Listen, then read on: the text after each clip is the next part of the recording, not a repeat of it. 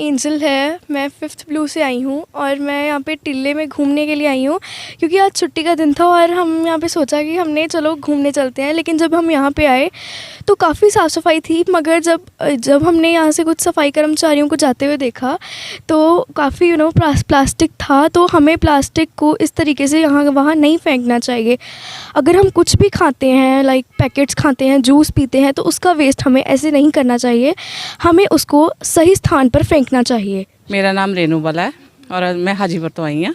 ਅੱਜ ਅਸੀਂ ਟਿੱਲਿਆਂ ਦਾ ਦੇਖਣ ਆਏ ਸੀ ਕਿ ਚਲੋ ਛੁੱਟੀ ਦਾ ਦਿਨ ਹੈ ਤਾਂ ਉਹਦਾ ਫਾਇਦਾ ਚੁੱਕਿਆ ਜਾਏ। ਔਰ ਇੱਥੇ ਰਸਤੇ ਵਿੱਚ ਆ ਕੇ ਦੇਖਿਆ ਕਿ ਸਾਫ਼ ਸਫਾਈ ਇਸ ਟਾਈਮ ਤੇ ਬਹੁਤ ਹੋਈ ਹੈ, ਕਿਉਂਕਿ ਮੈਂ ਸੇਵ ਸ਼ਿਵਾਲਿਕ ਵਾਲੇ ਦੇਖੇ ਕਿ ਉਹ ਨਾਲ ਬੱਚੇ ਜਾਂ ਜਿੰਨੀਆਂ ਵੀ ਪਲਾਸਟਿਕ ਦੀ ਬੋਟਲਸ ਹੈ ਉਹ ਸਾਰੀਆਂ ਕਲੈਕਟ ਕਰ ਰਹੇ ਨੇ ਔਰ ਸਾਰੇ ਪਾਸੇ ਸਫਾਈ ਕਰਦੇ ਜਾ ਰਹੇ ਨੇ। ਔਰ ਇਸ ਚੀਜ਼ ਨੂੰ ਸਾਨੂੰ ਸਾਰਿਆਂ ਨੂੰ ਫੋਲੋ ਕਰਨਾ ਚਾਹੀਦਾ। ਜਿਸ ਤਰ੍ਹਾਂ ਕਿ ਅਸੀਂ ਕਿਸੇ ਵੀ ਧਾਰਮਿਕ ਸਥਾਨ 'ਤੇ ਜਾਂਦੇ ਹਾਂ तो जे कोई कोल्ड ड्रिंक या कोई पैकेट्स वगैरह खाने तो वह डिस्पोजल जोड़ा ना वो सही ढंग नाल होना चाहिए। ये नहीं कि खा के तो इधर उधर सुटिया जाए। ये नाल की होएगा कि साडा वातावरण जोड़ा वो बहुत शुद्ध रहेगा।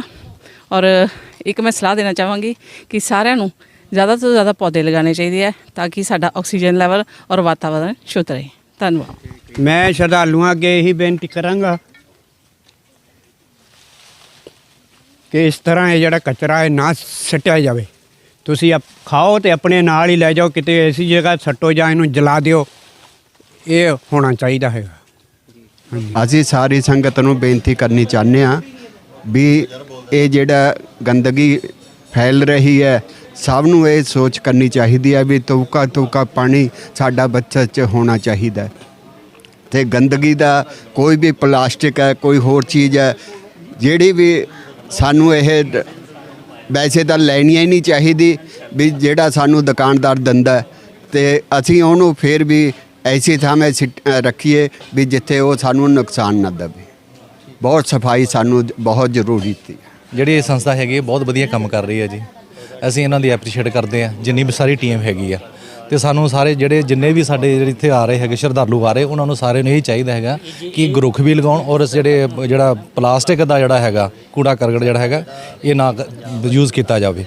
ये जगह पर कागज़ के जोड़े कागज़ के जोड़े लिफाफे वो बनाए जान, उन्होंने वास्ते मतलब कि असीं भी पूरी अभियान करांगे, पूरा करांगे जी। आपां तुहाडी जिहड़ी शिवालिक जिहड़ी हैगी आ NGO जिहड़ी हैगी आ ਇਹਨੂੰ ਅਸੀਂ ਸਲੂਟ ਕਰਦੇ ਹਾਂ ਜੀ। ਕਈ ਵਾਰ ਜਿਹੜੇ ਆ ਉਹ ਸ਼ਰਧਾਲੂ ਆਉਂਦੇ ਆ ਪਲਾਸਟਿਕ ਨਾਲ ਲੈ ਕੇ ਆਉਂਦੇ ਤਾਂ ਫਿਰ ਰਸਤੇ 'ਚ ਹੀ ਖਰਾਬ ਜਾਂਦੇ ਆ। ਹਾਂਜੀ ਹਾਂਜੀ, ਉਹ ਅਸੀਂ ਉਹਨਾਂ ਨੂੰ ਪੂਰੀ ਕੋਸ਼ਿਸ਼ ਕਰ ਰਹੇ ਹਾਂ ਕਿ ਉਹਨਾਂ ਨੂੰ ਵੀ ਅਸੀਂ ਬੜੇ ਪਿਆਰ ਨਾਲ ਉਹਨਾਂ ਨੂੰ ਬੜੇ ਢੰਗ ਨਾਲ ਕਹਿ ਰਹੇ ਹਾਂ ਕਿ ਜਿਹੜਾ ਪਲਾਸਟਿਕ ਜਿਹੜਾ ਹੈਗਾ ਉਹਨਾਂ ਨੂੰ ਤੁਸੀਂ ਆਪਣੇ ਡਸਟਬਿਨ 'ਚ ਪਾਓ, ਅਦਰਵਾਈਜ਼ ਕੋਸ਼ਿਸ਼ ਇਹ ਕਰਦੇ ਕਿ ਉਹਨਾਂ ਨੂੰ ਯੂਜ਼ ਹੀ ਨਾ ਕਰਨ। ਮੇਰਾ ਨਾਮ ਸਤੀਸ਼ ਕੁਮਾਰ ਹੈ। ਅਸੀਂ ਪਿੰਡ ਸੋੜੇ ਆਪਣੇ ਮਾਮਿਆਂ ਦੇ ਘਰ ਆਏ ਹਾਂ ਤੇ ਜਦੋਂ ਹੁਣ ਭਾਜੀ ਨੂੰ ਦਿਖਦੇ ਹਾਂ ਅਸੀਂ ਕਿ ਉਹ ਪੂਰਾ ਸਾਫ ਸਫਾਈ ਪੂਰੀ ਕਰ ਰਹੇ ਹੈ ਤੇ ਕੋਸ਼ਿਸ਼ ਕਰੋ ਕਿ ਪਲਾਸਟਿਕ ਵੀ ਨਾ ਯੂਜ਼ ਕਰੋ।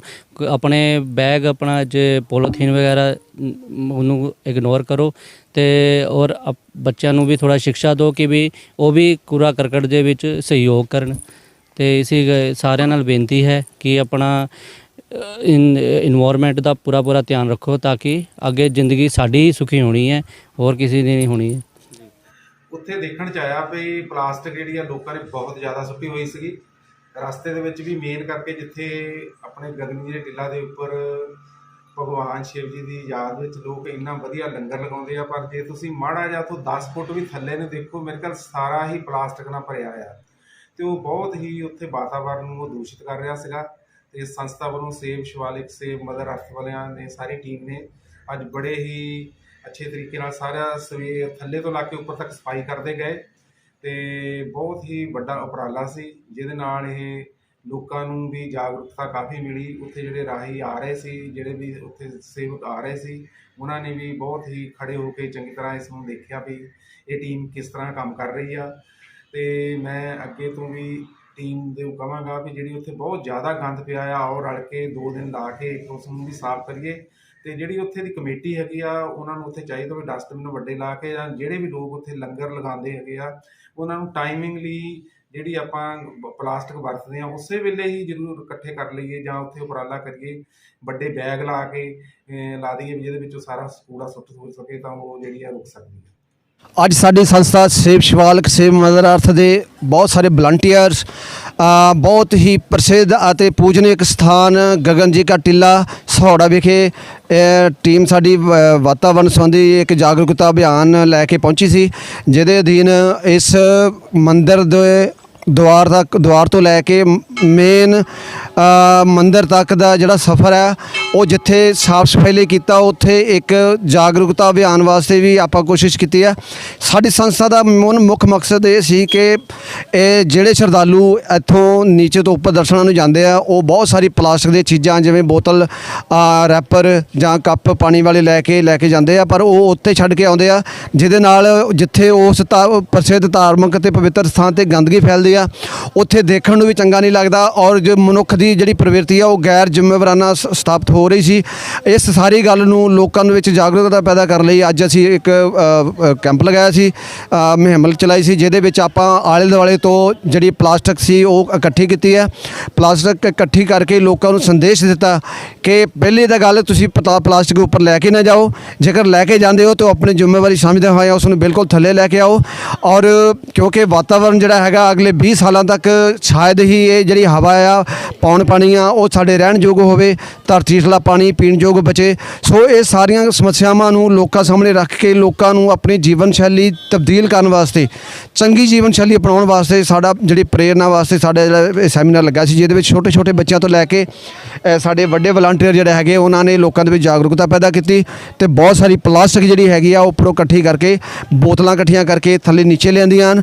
ਮੈਂ ਇੱਕ ਵਾਰੀ ਸਾਰੀ ਸੰਗਤਾਂ ਨੂੰ ਸੰਦੇਸ਼ ਵੀ ਦੇਣਾ ਚਾਹੂੰਗਾ ਕਿ ਇਹ ਪਲਾਸਟਿਕ ਦੀਆਂ ਬੋਤਲਾਂ, ਰੈਪਰ ਜਾਂ ਕੱਪ ਜਿਹੜੇ ਆਪਾਂ ਉੱਤੇ ਸਿੱਟ ਕੇ ਆਉਂਦੇ ਆ ਉਹਨਾਂ ਦੇ ਵਿੱਚ ਕੀ ਹੁੰਦਾ ਕਿ ਬਰਸਾਤ ਦਾ ਪਾਣੀ ਜਿਹੜਾ ਇਕੱਠਾ ਹੁੰਦਾ, ਉਹ ਪਾਣੀ ਇਕੱਠਾ ਹੋਣ ਤੋਂ ਬਾਅਦ ਉਹਦੇ ਵਿੱਚ ਮੱਛਰ ਪਨਪਦਾ ਔਰ ਉਹ ਮੱਛਰ ਜਿਹੜਾ ਹੈਗਾ ਬਿਮਾਰੀ ਦਾ ਕਾਰਨ ਬਣਦਾ। ਇਸ ਕਰਕੇ ਕੋਈ ਵੀ ਪਲਾਸਟਿਕ ਦੀ ਚੀਜ਼ ਕੋਈ ਵੀ ਸ਼ਰਧਾਲੂ ਉੱਪਰ ਨਾ ਲੈ ਕੇ ਜਾਵੇ, ਕਿਉਂਕਿ ਪਾਣੀ ਪੀਣ ਦਾ ਪ੍ਰਬੰਧ ਜਿਹੜਾ ਹੈਗਾ ਉਹ ਥਾਂ 'ਤੇ ਕੀਤਾ ਹੋਇਆ ਹੈ, ਕਿਸੇ ਤਰ੍ਹਾਂ ਦੀ ਕੋਈ ਪਰੇਸ਼ਾਨੀ ਨਹੀਂ ਹੈ। ਇਸ ਕਰਕੇ ਜਿੱਥੇ ਆਪਣੇ ਜੀਵਨ ਨੂੰ ਸੁੱਚਾ ਕਰ ਰਹੇ ਹਾਂ ਉੱਥੇ ਉਸ ਪਰਮਾਤਮਾ ਦੇ ਘਰ ਨੂੰ ਵੀ ਸੁੱਚਾ ਰੱਖੀਏ, ਸਾਫ਼ ਰੱਖੀਏ। ਸੋ ਸਾਡਾ ਇਹੀ ਸੰਦੇਸ਼ ਹੈ। ਲਾ ਸਕਦੇ ਆ, ਪਰ ਇਹ ਨਿਰਭਰ ਕਰਦਾ ਕਿ ਤੁਸੀਂ ਆਪਣੇ ਪ੍ਰਤੀ ਕਿੰਨੇ ਜ਼ਿੰਮੇਵਾਰ ਆ, ਤੁਸੀਂ ਸਮਾਜ ਪ੍ਰਤੀ ਕਿੰਨੇ ਜ਼ਿੰਮੇਵਾਰ ਆ, ਜਾਂ ਉਸ ਇਸ਼ਟ ਭਗਵਾਨ ਦੇ ਪ੍ਰਤੀ ਕਿੰਨੇ ਜ਼ਿੰਮੇਵਾਰ ਆ ਜਿਹਨੂੰ ਤੁਸੀਂ ਮੱਥਾ ਟੇਕਣ ਚੱਲੇ ਆ ਜਾਂ ਜਿਹਦੇ ਦਰਸ਼ਨਾਂ ਨੂੰ ਜਾ ਰਹੇ ਆ। ਇਹ ਤੁਸੀਂ ਆਪਣੇ ਆਪ ਦਾ ਵਿਸ਼ਲੇਸ਼ਣ ਕਰਨਾ ਹੈ ਕਿ ਤੁਹਾਡਾ ਜੀਵਨ ਸ਼ੈਲੀ ਕਿਤੇ ਇਦਾਂ ਦੀ ਤਾਂ ਨਹੀਂ ਕਿ ਤੁਸੀਂ ਆਪਣੇ ਸੁੱਖ ਵਾਸਤੇ ਲੋਕਾਂ ਨੂੰ ਨੁਕਸਾਨ ਕਰ ਰਹੇ ਆ, ਲੋਕਾਂ ਦੇ ਜੀਵਨ ਨੂੰ ਖਤਰੇ 'ਚ ਪਾ ਰਹੇ ਆ, ਪਸ਼ੂਆਂ ਪੰਛੀਆਂ ਦੇ ਜੀਵਨ ਨੂੰ ਖਤਰੇ 'ਚ ਪਾ ਰਹੇ ਆ। ਇਹ ਸਾਰੀਆਂ ਗੱਲ ਦਾ ਨਿਚੋੜ ਤਾਂ ਹੀ ਨਿਕਲ ਸਕਦਾ ਜੇਕਰ ਤੁਸੀਂ ਆਪਣਾ ਸੈਲਫ ਐਨਾਲਿਸਿਸ ਕਰੋਗੇ, ਆਪਣੇ ਬਾਰੇ ਸੋਚੋਗੇ।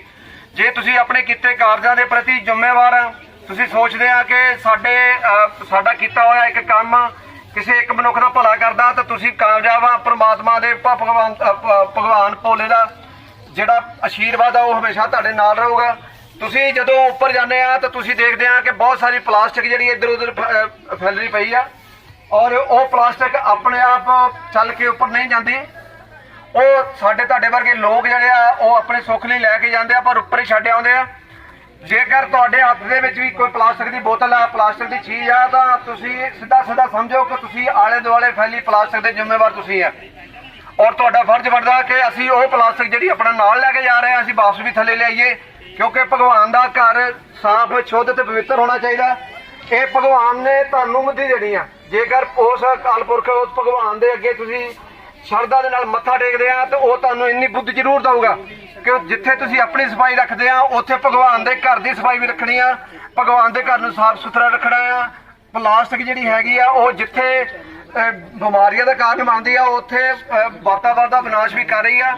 ਇੱਕ ਗੱਲ ਹੋਰ ਮੈਂ ਦੇਖਣ ਵਿੱਚ ਆਈ ਆ ਕਿ ਬਹੁਤ ਸਾਰੇ ਲਿਫਾਫੇ, ਬੋਤਲਾਂ ਤੇ ਕੱਪ ਜਿਨ੍ਹਾਂ ਦੇ ਵਿੱਚ ਬਰਸਾਤ ਦਾ ਪਾਣੀ ਪੈ ਕੇ ਇਕੱਠਾ ਹੋ ਗਿਆ, ਉਹਦੇ ਵਿੱਚ ਮੱਛਰਾਂ ਦੇ ਕੀੜੇ, ਮੱਛਰਾਂ ਦੇ ਜਿਹੜੇ ਫੂੰਗਾ ਪਲ ਰਹੇ ਆ, ਉਹ ਅਣਜਾਣੇ ਦੇ ਵਿੱਚ ਸਿੱਟਿਆ ਇੱਕ ਗਲਾਸ, ਇੱਕ ਬੋਤਲ ਜਾਂ ਇੱਕ ਰੈਪਰ, ਉਹ ਪਾਣੀ ਦਾ ਸੰਗ੍ਰਹਿ ਕਰਕੇ ਉਹਦੇ ਵਿੱਚ ਡੇਂਗੂ ਵਾਲਾ ਮੱਛਰ ਜਿਹੜਾ ਪਾਲ ਲਿਆ ਆ। ਜੇ ਤੁਹਾਨੂੰ ਇਸ ਗੱਲ ਤੇ ਕੋਈ ਸ਼ੱਕ ਆ ਤਾਂ ਰਸਤੇ ਜਾਂਦੇ ਕੋਈ ਵੀ ਇੱਕ ਕੱਪ ਜਾਂ ਗਲਾਸ, ਬੋਤਲ ਚੱਕ ਕੇ ਤੁਸੀਂ ਦੇਖ ਸਕਦੇ ਆ ਜਿਹਦੇ ਵਿੱਚ ਪਾਣੀ ਇਕੱਠਾ ਹੋਇਆ ਔਰ ਉਹਦੇ ਵਿੱਚ ਜਿਹੜਾ ਮੱਛਰ ਆ ਉਹਨਾਂ ਦਾ ਫੂੰਗ ਪੜ ਰਿਹਾ, ਜੋ ਸਾਡੇ ਲਈ ਵਿਨਾਸ਼ ਦਾ ਕਾਰਨ ਹੈ। ਸੋ ਇਸ ਕਰਕੇ ਮਨੁੱਖ ਹੋਣ ਦੇ ਨਾਤੇ, ਕਿਉਂਕਿ ਧਰਤੀ ਤੇ ਸਭ ਤੋਂ ਸਰਵਸ਼੍ਰੇਸ਼ਟ ਜੀਵ